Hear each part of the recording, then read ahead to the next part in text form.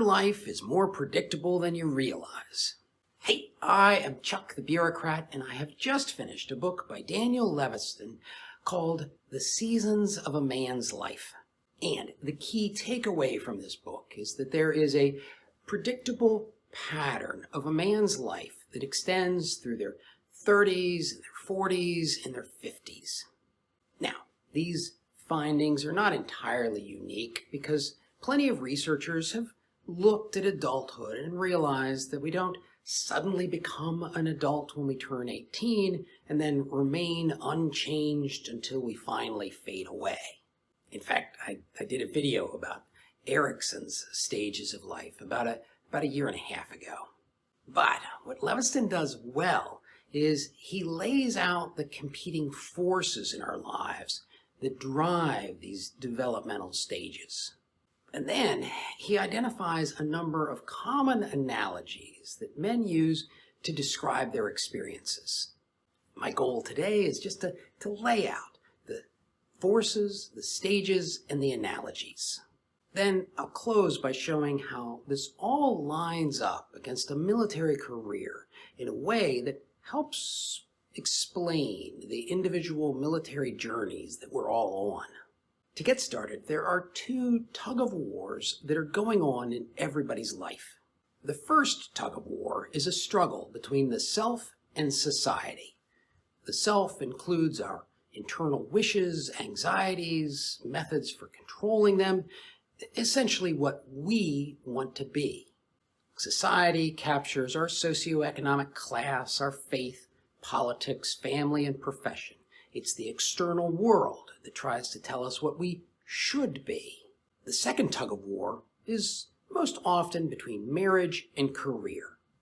The authors use the word marriage to distinguish between the family we were born into and the family we create as we grow. For many people, getting married, it's the event that creates a home base outside the childhood home. And it comes with a whole cast of characters who place their own demands and expectations on the person. Career captures the fact that every man is expected to contribute their labor in some way that's deemed valuable by the tribe. Not only does career and work contribute an income, but it also helps define a man's prestige. Both marriage and career compete for a man's energy, and they set demands that are often conflicting. In fact, these two tug-of-wars present all of us with a no-win scenario. There is no way to balance these forces that doesn't result in hurt feelings, lost opportunities, and tarnished dreams. And I would say that this is really the genius of Levitin and his team. Other authors have observed these phases of a man's life, but Levitin puts his finger on the fact that what's driving these different phases is the attempt to balance all these competing forces into a life structure.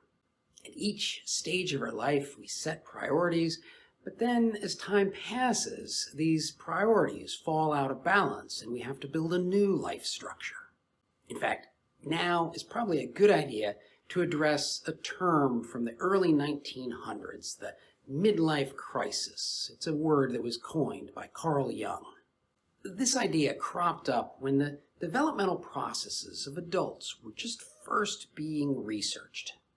So Levitin notes that almost every man goes through some kind of crisis, but the timing and the cause tends to be different for different individuals. But what's always present with the crisis is an imbalance between the forces I've been talking about that's completely intolerable.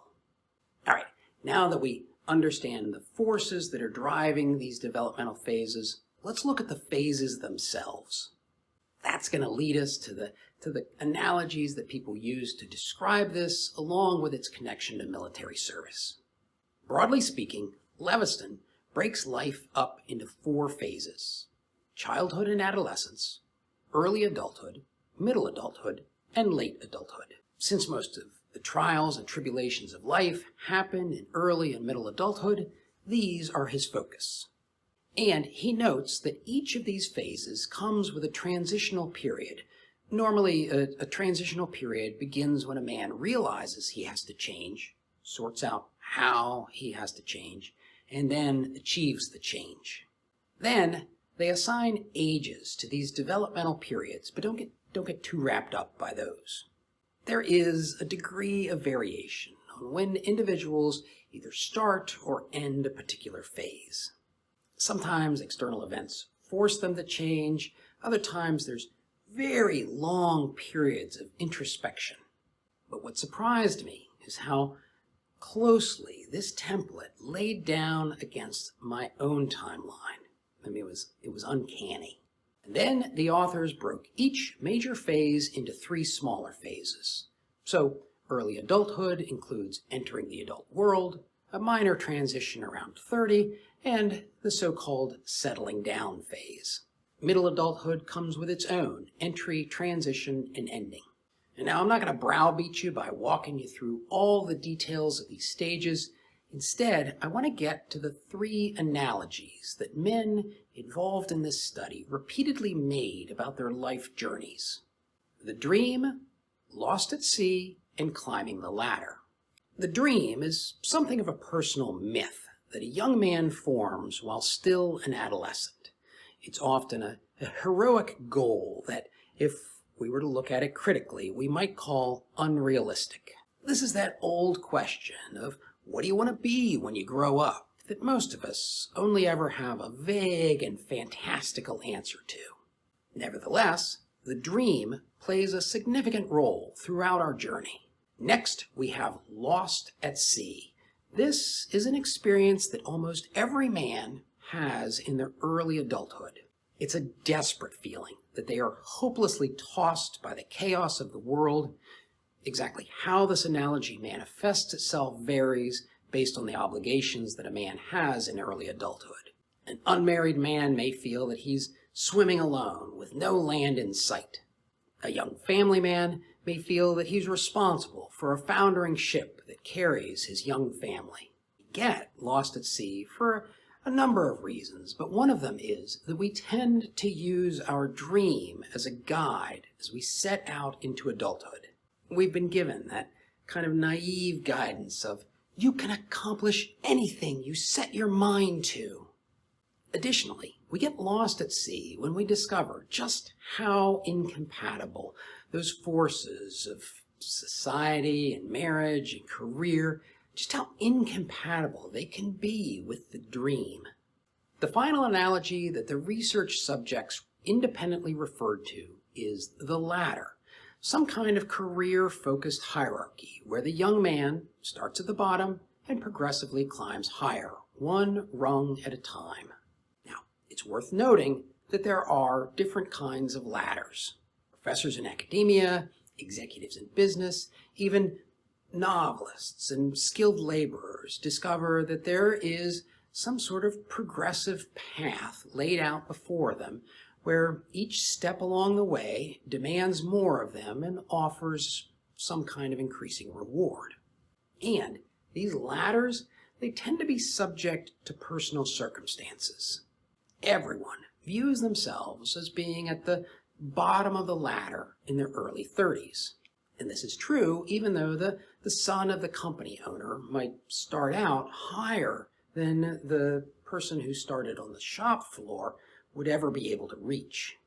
The real point is that for many men, the ladder is at best a compromise between their dream and their obligations. In fact, for some, choosing to climb the ladder is an out-and-out betrayal of their dream.